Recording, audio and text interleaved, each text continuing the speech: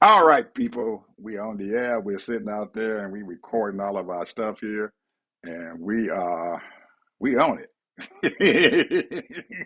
Well, one Yeah. of these days, Mr. Bishop might want to do a one live show a week.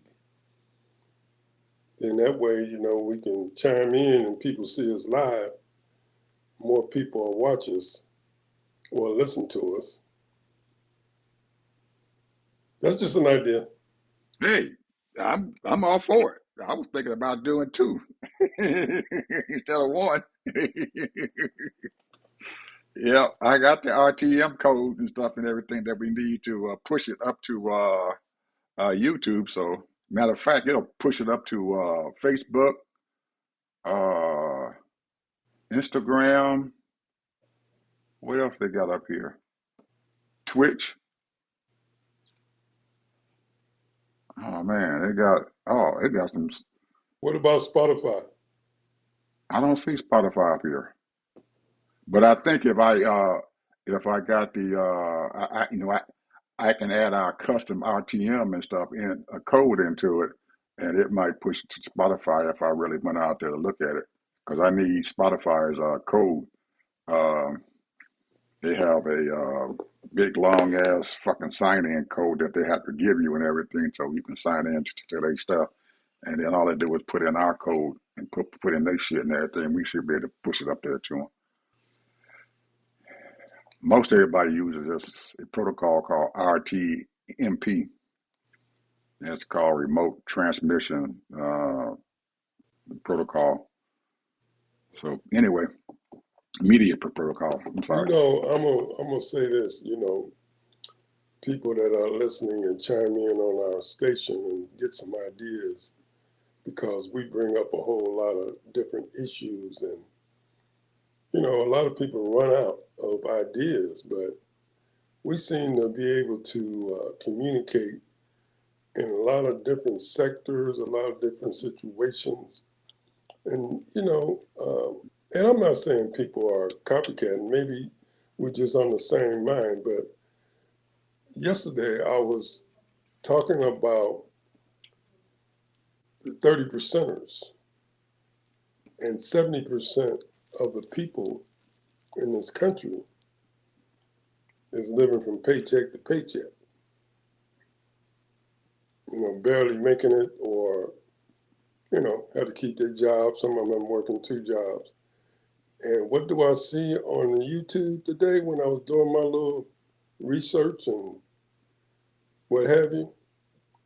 People talking about it. Now, like I say, it could be like we're all on the same mind because think about this, Ed, and I'm not going to belabor this because we talked about it. I talked about it quite a bit last No, night. we gotta belabor this because we need to take it a little bit further. So you go ahead and finish up, and then I'm gonna take it a little bit further. But now think about this, like when you think about gas prices right now is way over $4, going on 4.20 plus in certain areas even higher. And diesel prices is out well over $5.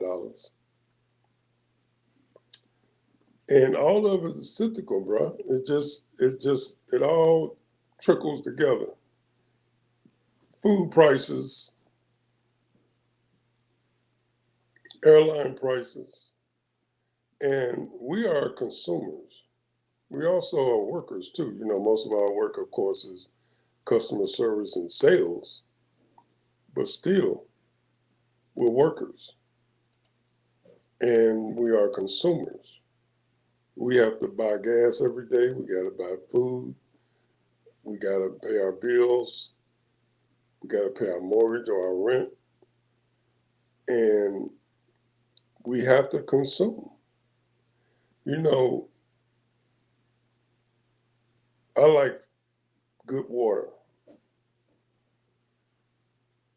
Do you know, I'm talking about good water. 3.99 a gallon. Now, if you buy one of those every day, bro, that adds up. So I don't, I live in an apartment. I'm not privy to living in a house where you can buy, a filter and get, soft water and that type of thing. And, people that I know generally have those things and they pay that extra, whatever it is, $75 a month, $50 a month. I don't know how much it costs. But the point is that I find it very insulting here in America, we can't drink fresh, clean water. You can taste bad water coming out the faucets. Now, that is right now, water is one of the big commodities. And I talked about this years ago and went into detail. I've even put it on Facebook, all of that stuff, how much, we got hundreds and I dare say thousands of different types of water that people buy. Water is supposed to be pretty much free because that's a utility that is no one makes. You don't create water, but they have used it as a commodity. It's a multi-billion-dollar industry now. And a lot of it is marketing it because they got these fancy names and all of that. They put it all on, it's tons of water. They got a whole water section in these different major grocery stores of different types of water. And you can pay $3.99, $5.99 for a gallon of water or $2.99 for a liter. Costs just as much as a soda pop, a bottle of Coke. That stuff adds up. If you're spending $50, $60, $70 a month or $100 a month on water, that's $1,200 a year that you're just spending on something that you're supposed to be getting free out your faucet. Clean, good water. Here we are in America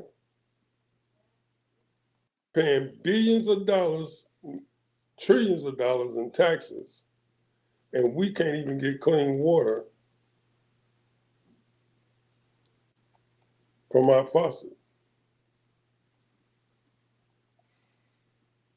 That's a problem.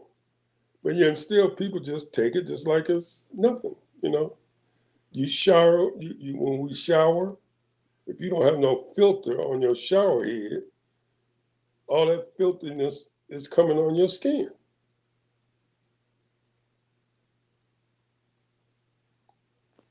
But we just take it. Oh, I got to get me a case of water.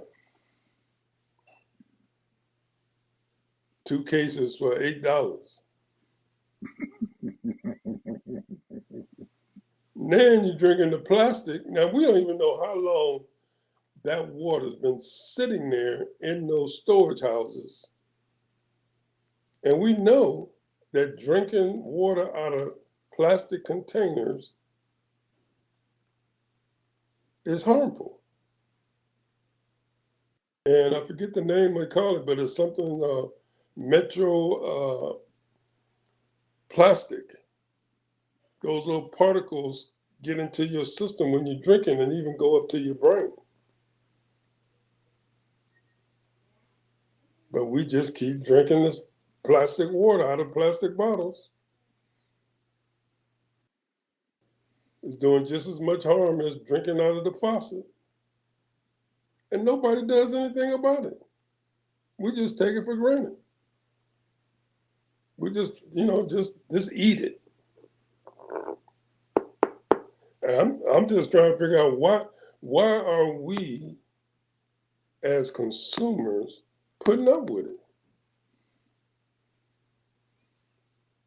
we sit there and we go to the grocery store. Everything has been downsized. Smaller packages, less product. And not only that, they got so much preservative in it, it's not even good to eat. But we sit there and we take it. Keep buying it.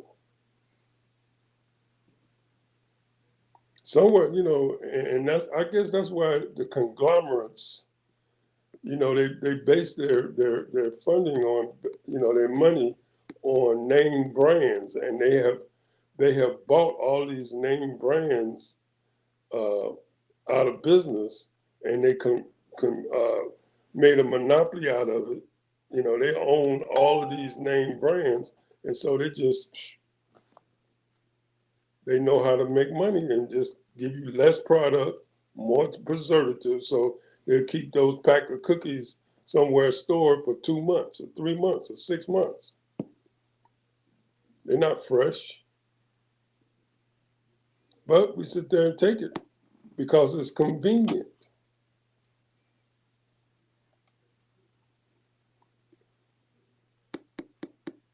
If you don't demand stuff from people and make these people treat us like we're human beings, giving us fresh water, making sure our food is fresh, they just keep on giving you garbage.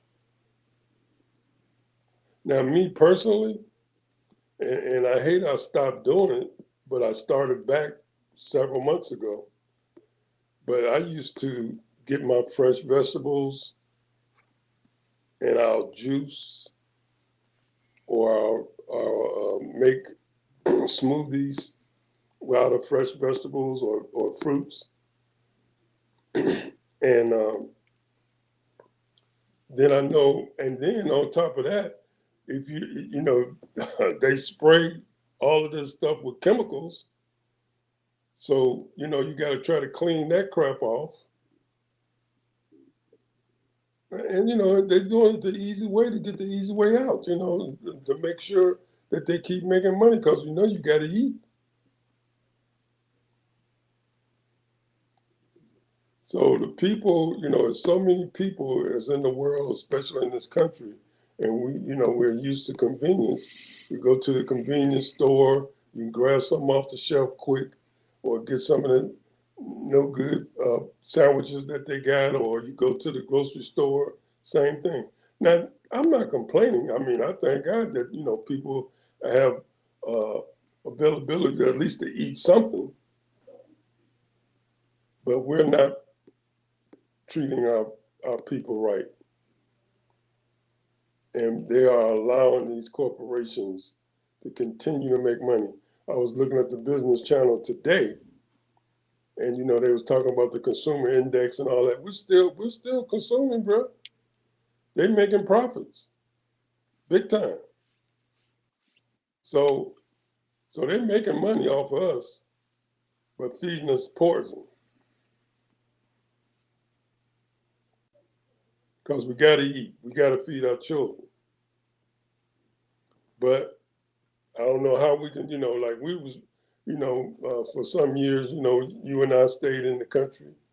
We had fresh vegetables, fruits, all that kind of stuff, clean water. We was practically raised up on that stuff when we moved out of Chicago. And here we are, but we're still here though. It's a lot of people, man, been eating that crap for years. They didn't make it over. And I think because we were athletes, we was running them poison out of our system. That's what I think. We sweated a lot. So I'm just saying, people, we got to do better. And I think a lot of people is aware of this now and realize that, they poisoning us for profit.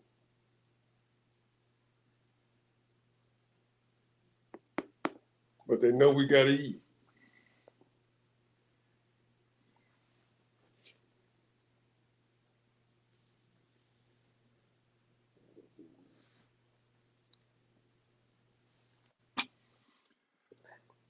Well,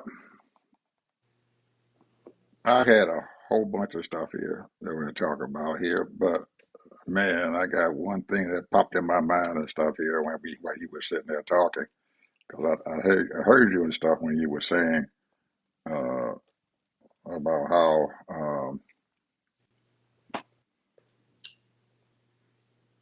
we are always turning out to be part of that part of the percentage and stuff and everything that always sees the worst side of our economy. We're in that 70 percentile that you talked about. And we're wondering and stuff and everything.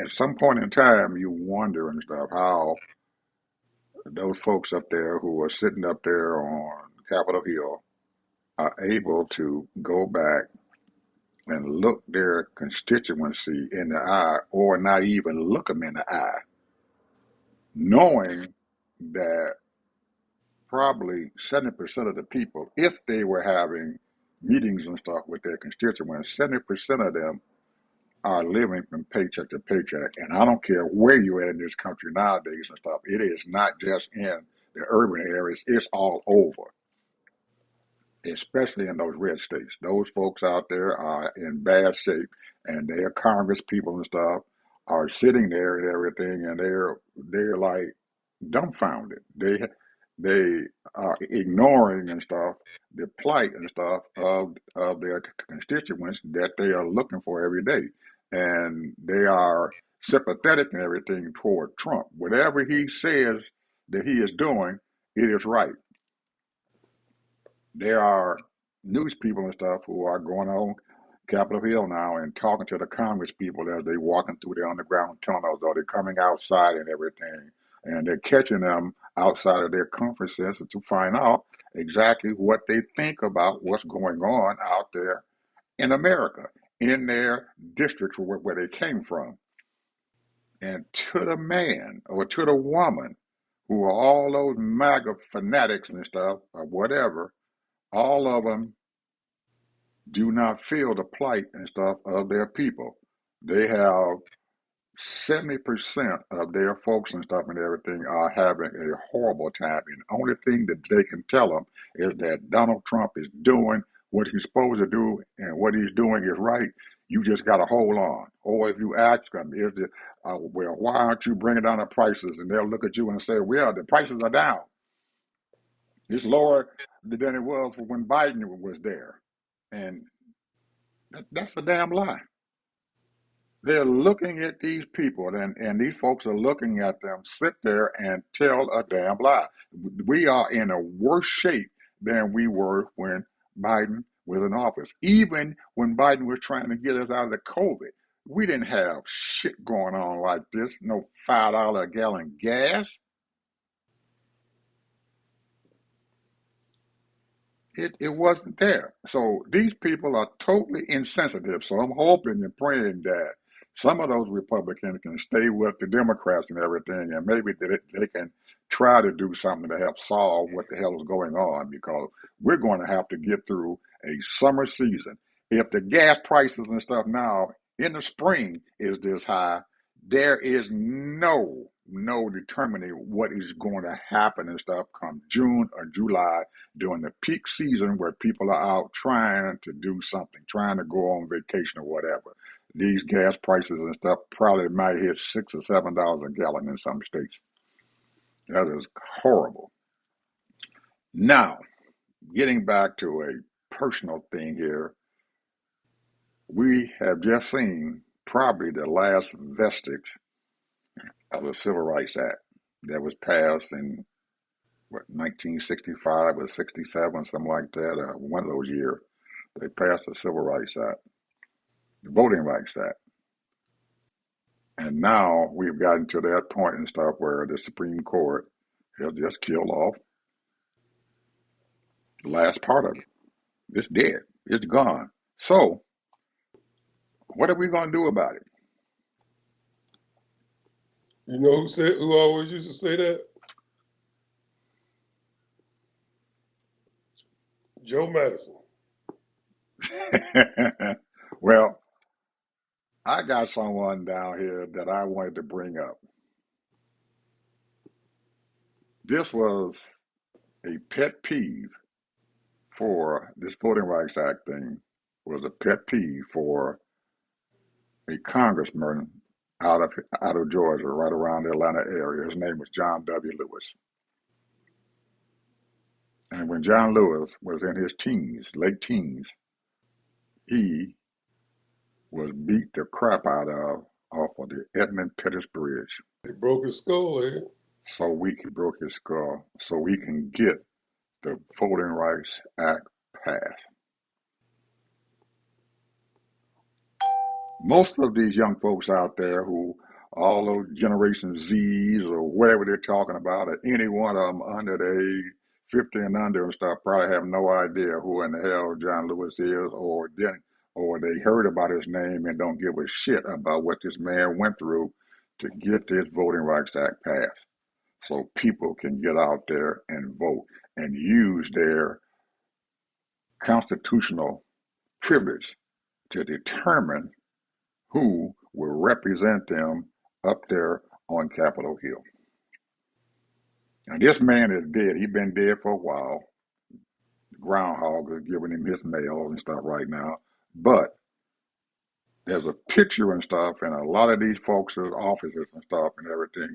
And has John Lewis and stuff sitting there as a acknowledgement and stuff of what this man did to get the Voting Rights Act passed so people can get out there and use their constitutional right to vote.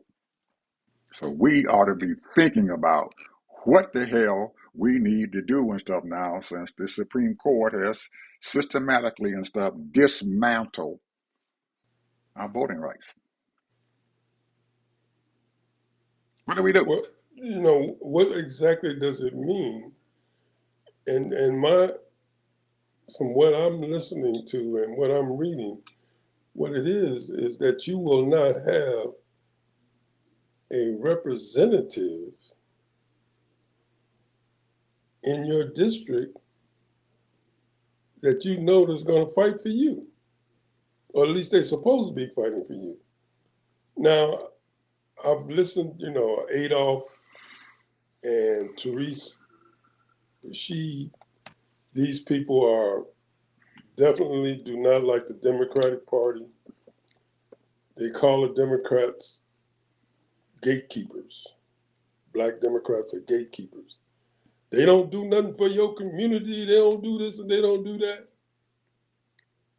They only got so much power. However, you still can you can go to them and sit down and talk to them. But you try that with one of those white folks, they ain't gonna see you. Some of them Republicans.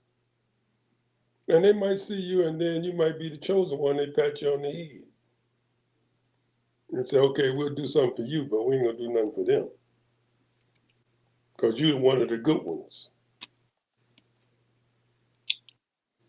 I'm just saying it, you know, you know, and that's true. Some of those black Democrats are gatekeepers, but you got some of them they fight for you, and them the ones you got to put in office. But you just said what we're gonna do about it. I mentioned it last night, bro. You got to start calling your Congress people right now. I don't care if they're Democrat or Republican, and then And you got to start organizing. and you need to get ready for what is coming down the pipe.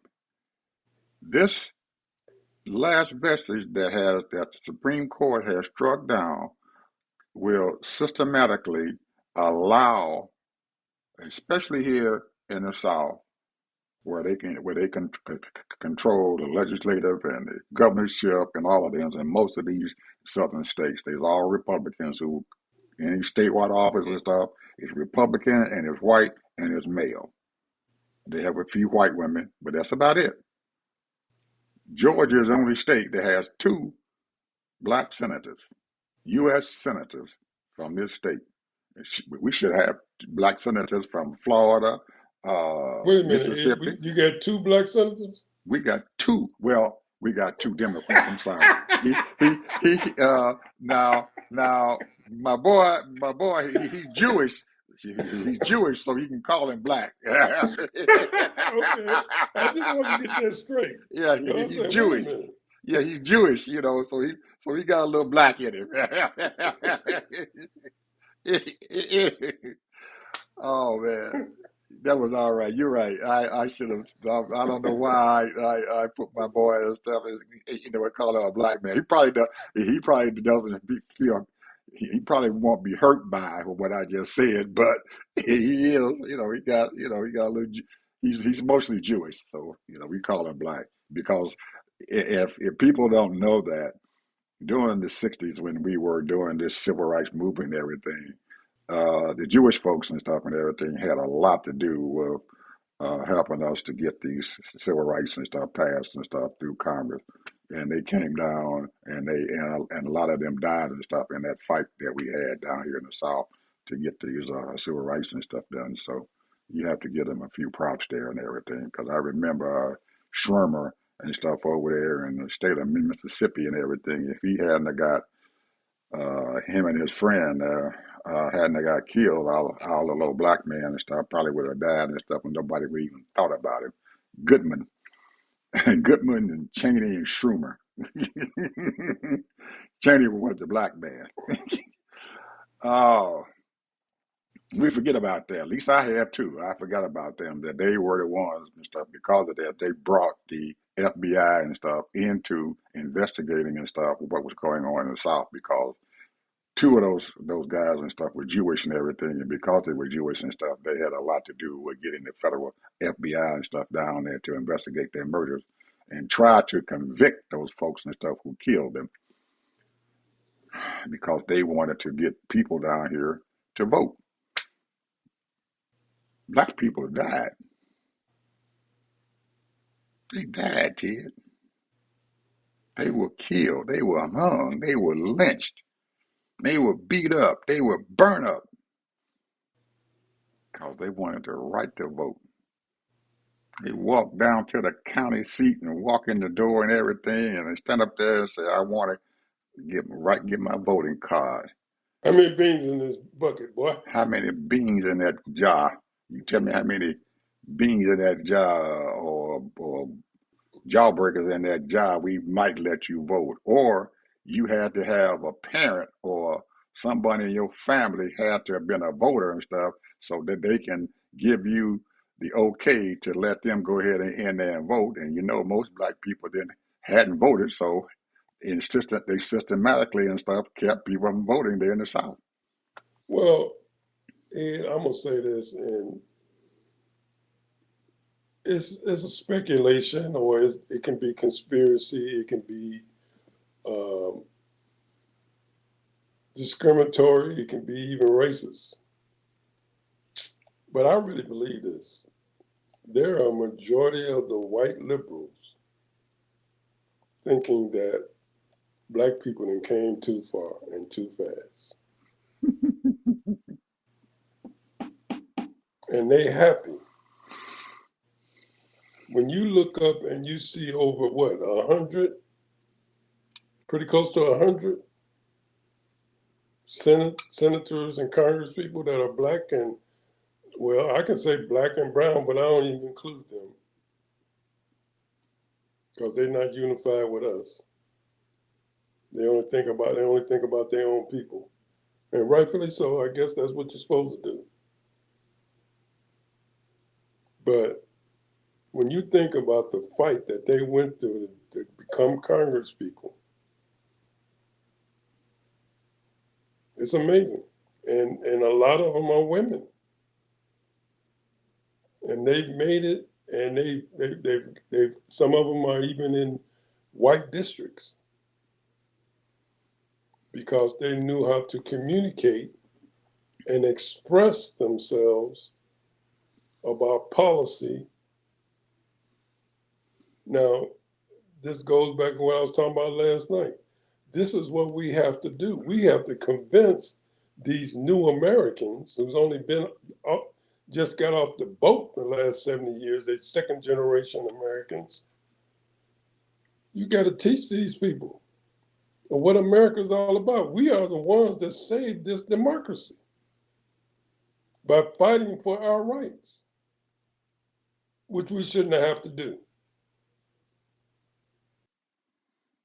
We changed a bunch of laws so that everybody is welcome in this country. We changed a bunch of laws as far as the Jim Crow. Hell, there was a lot of people that was affected by Jim Crow. Not only just black people, but mostly us. So we have to, we can't depend on these other races because they'll sell out on you. And we already got our own kind selling out on us. I mean, we got to somehow we have to get together as consumers, or I would say telemarketers. Get you 10 people, 20 people, 30 people, whatever. Start calling your Congress people, demanding to meet them and everything. I don't care if they're Republican or Democrat. And tell them what you need in your community.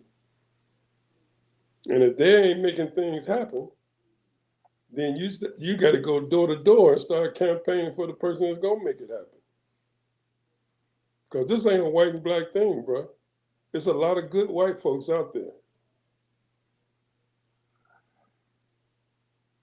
Every Well, white person is not racist. well, you got our folks out there who stabbing us in the back too. They love them some Trump. You got your representative down there in Florida. They caught his butt on the Capitol Hill on the steps of the Capitol Hill, and they asked him and said, "Well, are the prices of stuff down?" "Yeah, they down." Said, "What kind of job?" Now all the white folks said, "What kind of job is Trump doing?" Well, you give him a grade. And all of to the person, about 4 or 5 of them said, "Well, he gets a B." They brought that black Negro down here and everything. I almost call him that N word instead of the Negro. I thought they called him that Gur, but they asked him and said, "Give Trump a grade." He said he gets an A. Now you got people in his district down in Florida that he is supposed to be for, knowing that these people and I know damn well he got a lot of black folks in here in the area that are living paycheck to paycheck, but he giving Trump an A after he done systematically took money out of their pocket, took tariff money away from them and everything, and consistently said that the people who are importing or exporting into our country goods and services are paying the tariff. Now we know damn well, Ted, that shit was a lie. But he keeps saying that. They paid the tariff, but we're the ones who wind up paying it. And he knew it.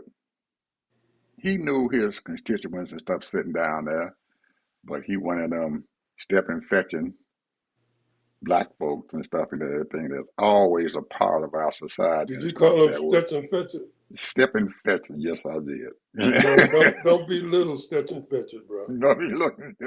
Don't be little Stetson Fetcher. Well, we'll talk about stepping fetching and stuff at a later date, I guess, and stuff because there's a story behind that. I know it's a story behind that. I know it. I said, don't be little Stetson Fetcher, bro.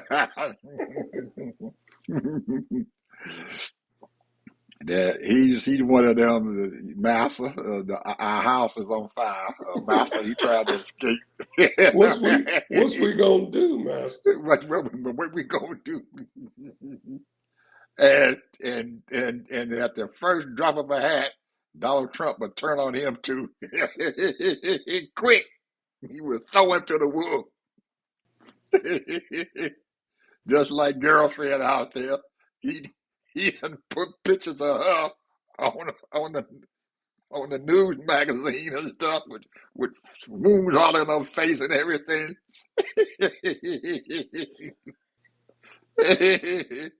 And he got a word for all of them. Low IQ. Anytime he talk about a black person, it's always they got a low IQ. And I know he's telling McDonald or Donald or whatever his name is, low IQ. If he had to say anything about him, But he's a good boy. He's a good he's a boy. good boy. He's one of them good ones. So that's where we are, people. We got our folks out there who just stab us in the back and kind of stop us from getting ahead. You know, Before I get too far away from here, people, they had a 6-3 vote to destroy the last vestige of the Voting Rights Act, and one of them six, probably blacker than my shirt up here and everything over here, that Negro, that nigger, Clarence Thomas, he is. I know his daddy done turned over his grave about 100 damn times, stuff and everything. And if he does get a chance to try to get to the pearly gates, I know damn well his daddy and his mama gonna come out there and personally kick him back down there into hell. Cause that nigga ain't worth shit. Excuse my French people.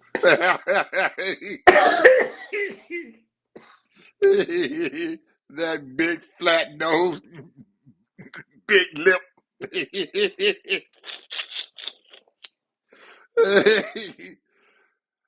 Oh boy. it's hard to. But people, It's there's a hard. story. There was a story behind that, man. And we probably gonna talk about this one day. Anita Hill. Anita Hill. Black woman.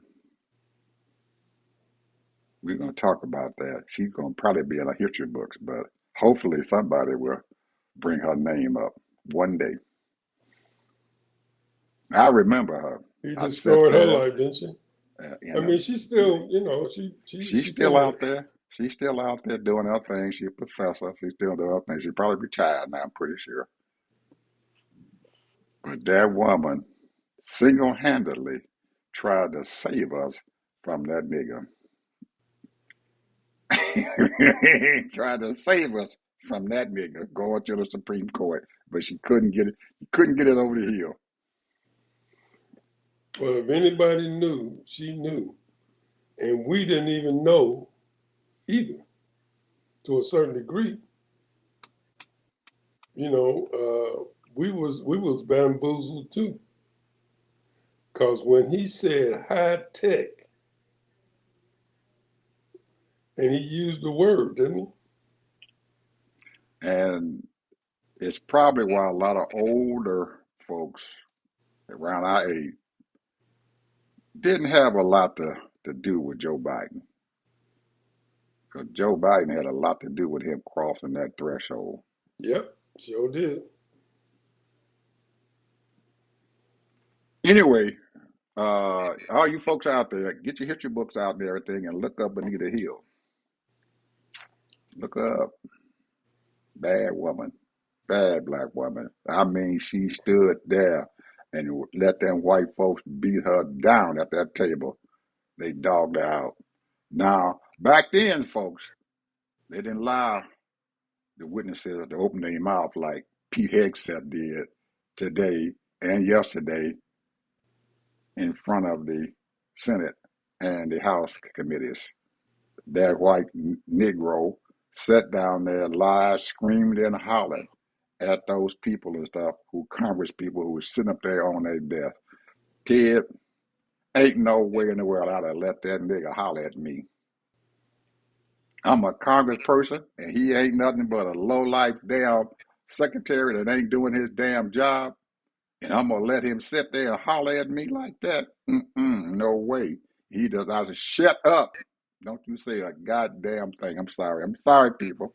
But you got to treat him like my girl Jasmine did when she had Pam Bondi sitting at the table and stuff. So I ain't asked you shit. And she blushed her out. And she tried to open her mouth. She said, shut up, I ain't asked you nothing. Girlfriend's she is unique. It ain't you talking about Trump calling her low IQ, man. Ooh, shit. Oh my goodness, people. We got a lot of stuff going on out there. And I don't know if Ed, I'm gonna tell you what we gotta talk about. go ahead. We gotta talk about Hakeem Jeffries, bro.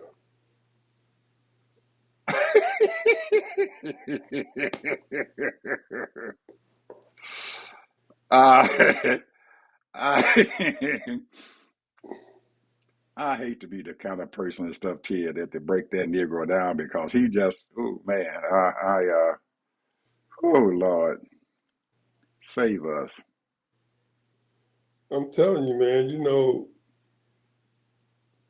APAC done bought that Negro, Ted. You Yeah, know that. APAC done bought that Negro out, and he can't open his mouth too daggone much and say anything. He ain't no daggone my girl and stuff. He ain't none of her at all. He's not at all. it's a sad thing, I mean, and you I kind think of he like him to a certain degree because he's very astute, very I wouldn't say very articulate. He says basically the same things, and he says over and over that and yeah. over again. And but the point is that it appears, but I heard this one lady sort of kind of illustrated who he is. He's just a talker. He's not a doer. And that might be true. I don't know. He's not even a good talker, Ted. And you can't just sit there and tell the same thing over and over and over again and expect different results. If you calling up a news conference and you're saying something to the people out there in the audience and stuff about what the hell is going on, you can't keep on repeating the same thing over and over again to those people. They're not going to understand what the hell you're saying because you should be talking to the people that they are writing to. Give them something to give to their writing audience that's going to get their attention, that you know what the hell you're doing. So if he's sitting up there and everything, and he's doing some crazy crap and everything, you need to articulate what the heck the man is doing and how it's hurting your people. They don't know how to write and put that stuff down. The only thing they're doing is writing down what Hakeem is saying. Yeah, Hakeem said this. And after a while, they're going to stop listening too. Because his news conference and stuff is getting less and Well, less here's the and less thing, though, people. Ed. Here's the thing. He got that Democratic Party, though, bro, unified.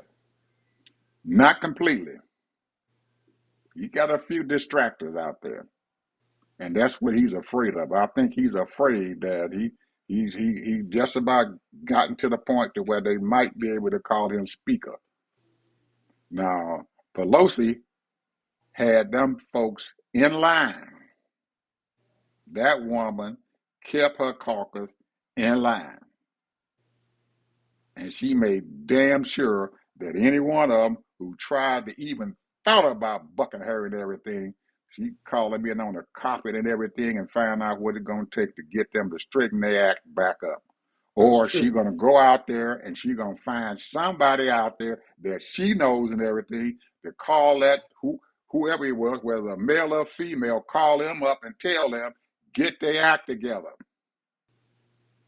She would use people outside of them. She had the money and stuff and everything to stop them. Say, hey, you don't get in my line and stuff. I'm going to cut this out, or you ain't going to get this, or you ain't going to get that, or your constituents aren't going to get that favorite thing that you got sitting up there that's saying that you standing up on and say, well, I did this. When that daggone thing stops and everything because I'm going to stop it, they're going to get their act they behind back in line. She knew how to do that. I Who watched them. who is a leader, strong enough leader, to be the speaker if they win?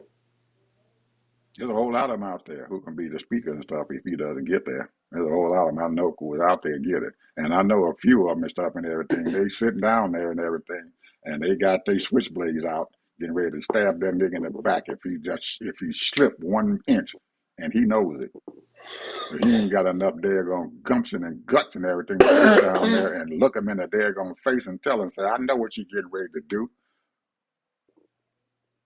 Understand your people's strength and your people's weaknesses.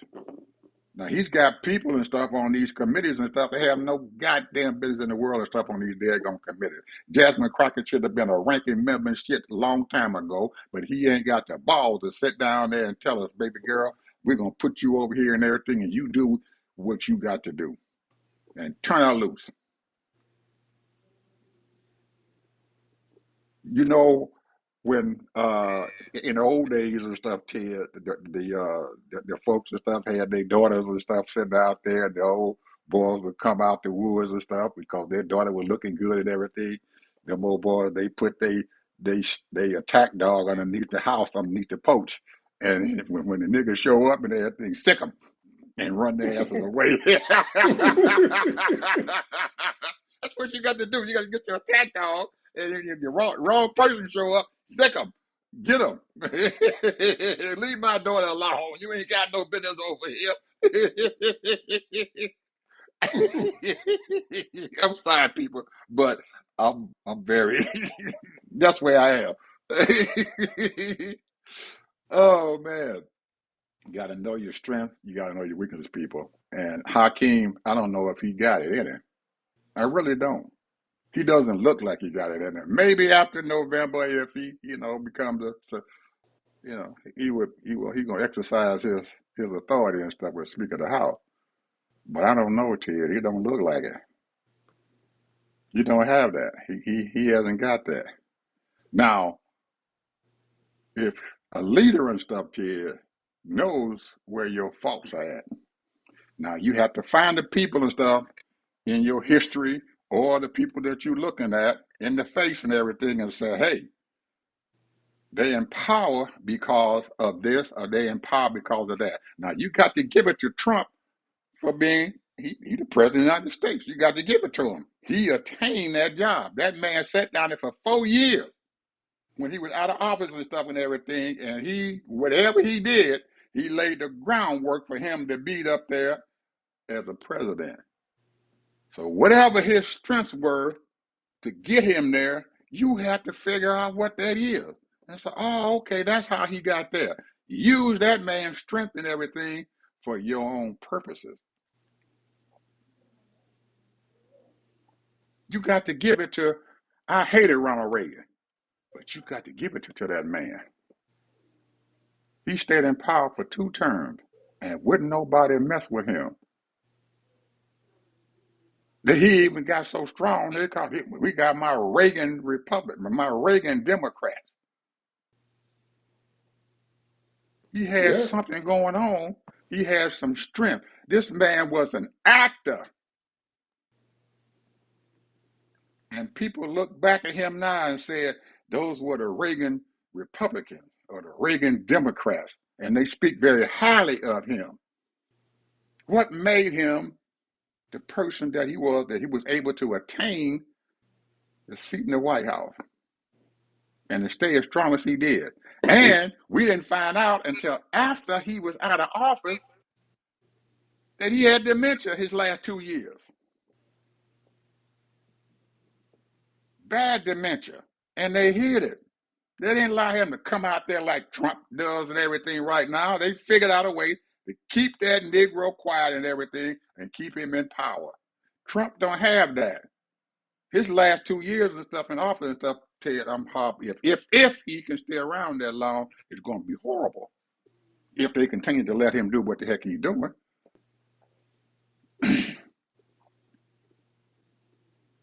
They got a word for those folks and stuff and everything that get close to dementia. But what they call it in the night, they be up roaming around at night.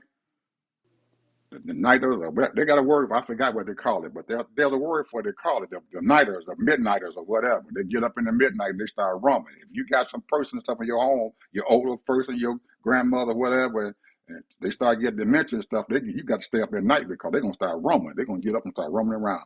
Well, he's doing that right now in the White House. He's down there howling at the daggone moon, and ain't nobody saying shit. He's running around there and saying, "I'm the greatest man in the world." Yeah. That Negro got damn near full dementia. But they'll sit him out there and stuff and let him do what the hell he need to do. And I know some of them are sitting around there hoping and praying that he don't do something real bad and everything that really cause him to be in trouble. Well, he practically did everything that you possibly can do. He has, and they just throw it off. Yeah, okay, fine. Trump can do that. He done cussed out the Pope. They don't care. He all right. Well, he didn't mean that. They just sit down there covering him up. But they don't realize he got another 2.5 years that he got to stay up there in that damn office and everything. And somebody better start thinking about what the hell they're gonna do with that summer gun. Well, my last word is this, Ed. What we gonna do about it? What I'm going to do about it is I'm going to sit up on this daggone podcast and stuff and everything, and I'm going to sit down there and I'm going to be sprouting everything I got to say. And Hakeem, I ain't going to let you off the hook. Ted brought you back up. I was trying to hide you, brother, but he brought you back up to the forefront. So all this battering that you're going to get from me on my podcast and stuff right here, because Ted said, "What we gonna do about you?" What we gonna do about it, bro? Because people. That's what I'm gonna do. And I heard what Jasmine said she's gonna do after she leaves office and stuff. She said she's gonna start traveling around the country and doing her thing. They ain't gonna shut her up.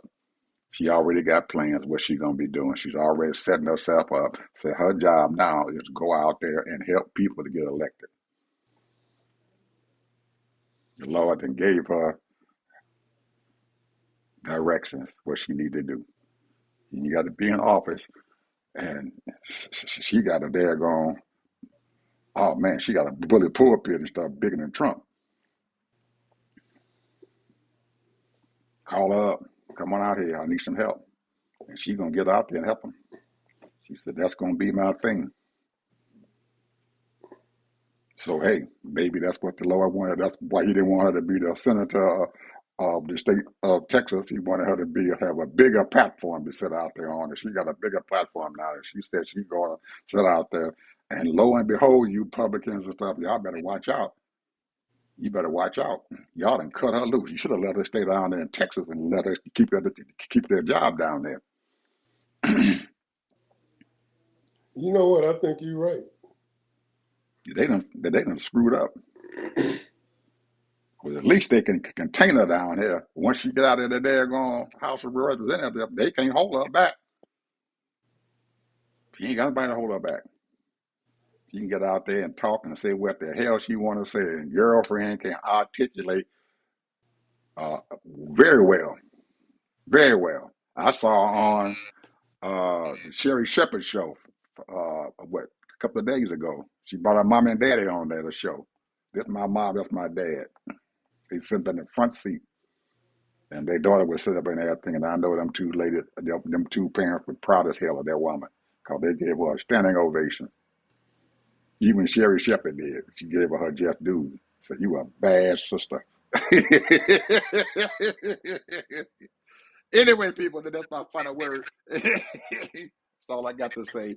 We're going to keep on saying what we got to say. And me and Theodore, we're going to be here. We're going to give it to you. And if you don't like it, then hey, too bad. Because we're going to tell you the goddamn honest truth. Bye.